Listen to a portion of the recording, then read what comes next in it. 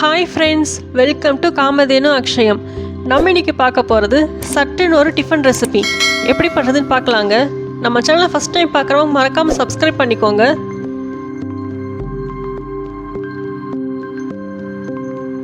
நான் இன்றைக்கி வறுத்த சேமியா எடுத்திருக்கேன். என்ன பிராண்டு வேணாலும் எடுத்துக்கலாம். இது 180 கிராம் சேமியா பாக்கெட்டு. மளிகை கடையில் கிடைக்கிற சாதாரண சேமியா பாக்கெட்டு தான் இது, ரோஸ்டட். தாளிக்கிறதுக்கு மீடியம் சைஸ் பெரிய வெங்காயம் ஒன்று சின்ன சின்னதாக கட் பண்ணி வச்சுருக்கேன். கொஞ்சம் இஞ்சி துண்டு எடுத்திருக்கேன். ரெண்டு வரமிளகா கிள்ளி வச்சுருக்கேன். நீங்கள் பச்சை மிளகா வேணும்னாலும் எடுத்துக்கலாம், அது இன்னும் டேஸ்ட்டாக இருக்கும். கொஞ்சமாக கருவேப்பிலை எடுத்திருக்கேன். நான் பச்சை மிளகா அதிகமாக சேர்த்திக்கிறது இல்லை, அதனால வரமிளகா எடுத்திருக்கேன். நீங்கள் பச்சை மிளகா போட்டு சமைச்சிக்கோங்க, அப்போ டேஸ்ட்டாக இருக்கும்.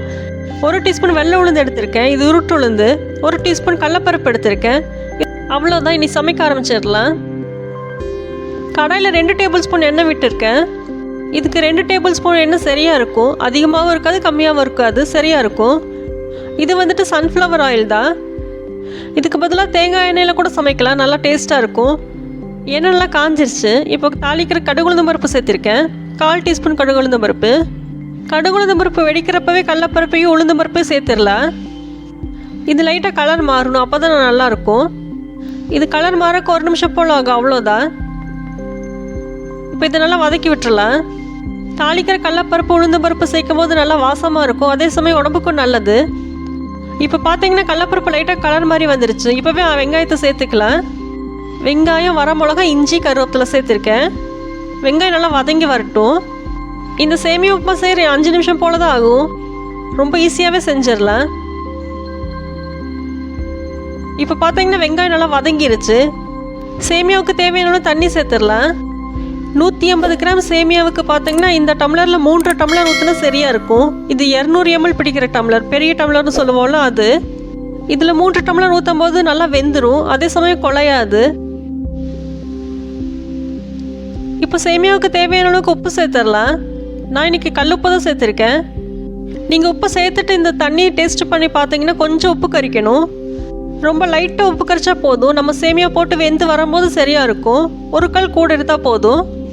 இப்போ தண்ணி நல்லா கொதிக்கட்டும்.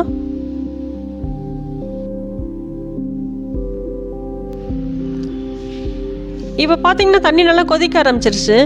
இந்த சமயத்தில் சேமியா போட்டால் தான் நல்லா உதிரி உதிரியாக வரும், குழையாது. சேமியா மட்டும் இல்லை, பிரியாணி செய்யும் போது இது மாதிரி தண்ணி நல்லா கொதிக்கும் போது அரிசியை போட்டால் தான் சாதம் குழையாமல் வரும். இப்போ சேமியாவை போட்டு சேர்த்துடலாம். ஸ்டவ் மீடியம் டு ஹை ஃப்ளேம்லேயே இருக்கட்டும். இதை நல்லா கலந்து விட்டுடலாம், அப்போ தான் எல்லா பக்கம் நல்லா வெந்து வரும். இது வேகிறதுக்கு ஒரு 2-3 நிமிஷம் போல தான் ஆகும், சீக்கிரமாகவே வெந்துடும். குயிக்காக ஒரு டிஃபன் ஐட்டம் செய்யணுங்கிற நேரத்தில் இது மாதிரி செஞ்சுக்கலாம். ரொம்ப ஈஸி தான், ஒரு 5 நிமிஷத்துக்குள்ளே செஞ்சிடலாம். இல்லை டைம் இருக்குதுங்கிற பட்சத்தில் நம்ம கம்பு மாவு, ராகி மாவில் வீட்டிலே இடியாப்பம் செஞ்சிடலாம். நான் ஏற்கனவே கம்பு மாவு, ராகி மாவில் இடியாப்பம் செய்கிறது எப்படின்னு வீடியோ போட்டிருக்கேன். அந்த வீடியோட லிங்க் டிஸ்கிரிப்ஷன் பாக்ஸில் கொடுக்குறேன், வேணுங்கிறவங்க செக் பண்ணி பாருங்கள். இதை நல்லா கலந்து விட்டுறலாம், அப்போ தான் எல்லா பக்கம் நல்லா வேகும். இதுக்கு சைட் டிஷ்ஷாக தேங்காய் சட்னி, சாம்பார் வச்சுக்கலாம். இல்லை ரைத்தா கூட வச்சுக்கலாம், நல்லா தான் இருக்கும். நான்வெஜ் சாப்பிட்றவங்க முட்டை ஆம்லெட் வச்சு சாப்பிட்டுக்கலாம். இப்போ பார்த்தீங்கன்னா தண்ணி நல்லா வத்திருச்சு, சேமியாவும் வெந்திருக்கும். போதும், ஸ்டவ் ஆஃப் பண்ணிடலாம், இல்லைன்னா அடிப்பிடிக்க ஆரம்பிச்சிடும். ஸ்டவ் ஆஃப் பண்ணிவிட்டு ஒரே நிமிஷம் மூடி வச்சிடலாம். இப்போவே சாப்பிட்றத விட 1 நிமிஷத்துக்கு அப்புறம் சாப்பிட்டா நல்லாயிருக்கும், நல்லா உதிரி உதிரியாக இருக்கும். நம்ம சேமியா உப்புமா சூப்பராக ரெடி ஆயிடுச்சு. நீங்களும் இதே மாதிரி செஞ்சு சாப்பிட்டு பாருங்கள். வீடியோ பிடிச்சிருந்தா லைக் பண்ணுங்கள். காமதேனு அக்ஷயத்துக்கு சப்ஸ்கிரைப் பண்ணுங்கள். தேங்க்ஸ் ஃபார் வாட்சிங்.